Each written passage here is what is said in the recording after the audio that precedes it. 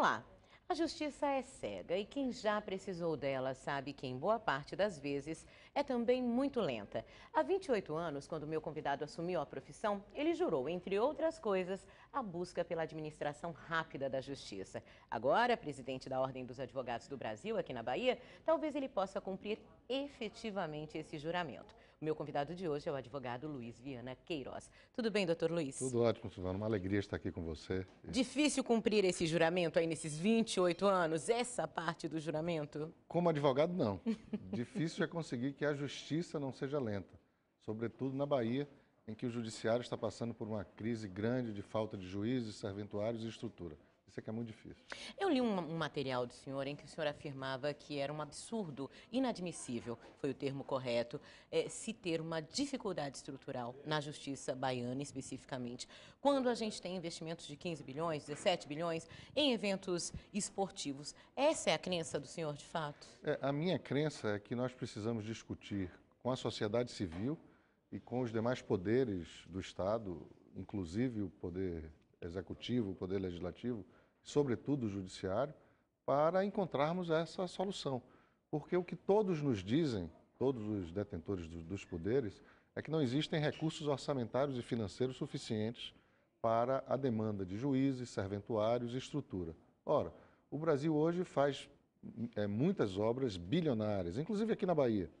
Eu acho que a gente precisa discutir seriamente com os nossos representantes, os representantes na Casa Legislativa, os deputados federais, os senadores, o governador, o presidente da Assembleia e os deputados, como é que a gente encontra esses recursos orçamentários e financeiros? Agora, doutor Luiz, quem precisa da justiça fica também indignado porque a própria justiça, não sei se ela de fato é que executa, mas também constrói prédios bilionários. E a caso, por exemplo, a exemplo do próprio juiz Nicolau, que ficou conhecido como juiz Lalau, né, ex-juiz, que está aí passando por um processo acusado de desvio de verbas de um prédio da construção do TRT, salvo engano, em São Paulo. Quer dizer, isso também parece um pouco controverso, né? Você tem um prédio bilionário, quando você tem uma dificuldade de juízes, de infraestrutura, de tecnologia, inclusive. Na verdade, Silvana, o que a gente percebe é que existe dinheiro para investimento, mas não existe dinheiro para custeio. E isso é uma tradição, isso vem se arrastando há dezenas de anos. E a gente tem que ter uma conversa franca com a sociedade civil, com o Tribunal de Justiça, com todos os interessados, Ministério Público, Defensoria Pública, para que a gente encontre soluções. Veja, eu como advogado, como cidadão, quando chego em Brasília, fico absolutamente impressionado com a suntuosidade dos o tamanho dos carpetes. Dos prédios dos tribunais superiores. Você vai ao STJ, você vai agora ao TSE, que é a minha área, eu sou advogado eleitoralista.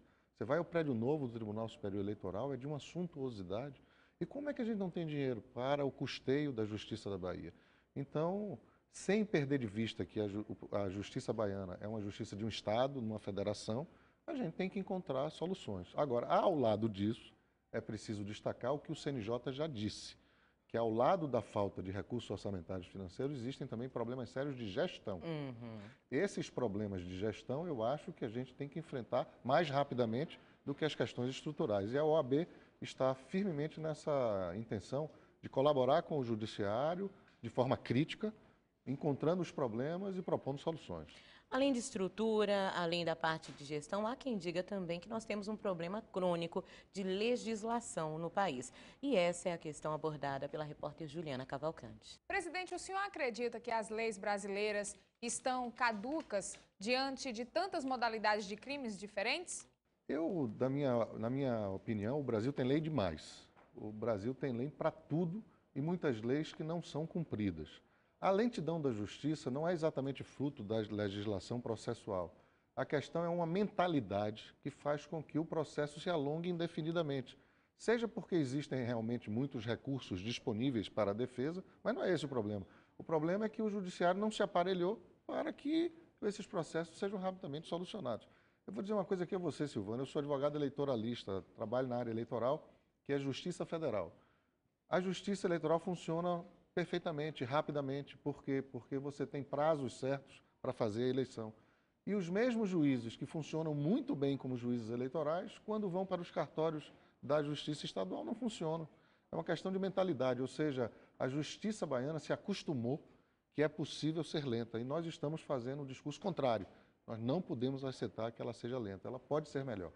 Falando ainda numa questão de justiça, né, e do cidadão, do sentimento do cidadão, essa semana houve uma polêmica com o presidente do Supremo Tribunal Federal. Aliás, ele é bastante polêmico, né? Ame ou odeie, na realidade, eu acho que é uma pessoa que você tem pouco cinza. Ou as pessoas acabam amando ou acabam odiando. O Cristiano Gobi, que é o nosso repórter aqui da Band Bahia, tem uma pergunta também sobre isso. Recentemente, o presidente do STF, ministro Joaquim Barbosa, falou dos conluios entre advogados e magistrados. A OAB tem algum mecanismo para coibir essa relação promíscua, digamos assim, que prejudica também os advogados? Você sabe, Silvana, há muito tempo eu não vejo uma declaração tão infeliz. Eu nem amo, nem odeio o presidente Joaquim Barbosa, mas não consigo aceitar esse tipo de generalização, porque ele não tem um olhar de fora do poder, ele é o chefe do poder. Se ele tem indícios, provas do conluio de juízes, ele tem que apontar os juízes, abrir processo disciplinar contra os juízes e colocar o juiz para fora da magistratura. E, ao mesmo tempo, apontar para a OAB, fazer a mesma coisa, abrir processo disciplinar e colocar os advogados que não estão respeitando o seu juramento para fora da advocacia. O que a OAB tem em relação a isso e qualquer desvio ético disciplinar dos advogados é a abertura de processo disciplinar. Os processos correm em segredo por uma segurança do advogado e dos interessados. Na OAB, nós temos milhares de processos. Eu não posso declinar aqui os nomes porque eles seguem em segredo, mas a OAB tem sim assim, um compromisso de apurar e punir aqueles advogados que estão se desviando. Eu digo sempre, viu, Silvana, que o advogado que não cumpre a sua ética deixou de ser advogado. Na verdade, ele tem a carteirinha de advogado, mas perdeu a alma de advogado. É qualquer outra coisa. Agora, para o cidadão comum, é fácil apresentar essa denúncia? Porque eu acho que o cidadão ainda tem um pouco de receio, digamos assim, ou se sente um pouco distanciado da OAB, da legislação, do judiciário, parece que é tudo muito cheio de ritos. É difícil o cidadão chegar à OAB e dizer, estou percebendo um comportamento que me parece não muito ético do meu advogado ou do advogado da outra parte? Não, não é difícil, é fácil, é só se dirigir à OAB pelas diversas maneiras, através de e-mail, através de carta escrita, de representação, e nós vamos examinar. Evidentemente, aquilo que não tem fundamento será arquivado. Agora, aquilo que tem fundamento, nós abrimos processo e processamos os advogados, com certeza.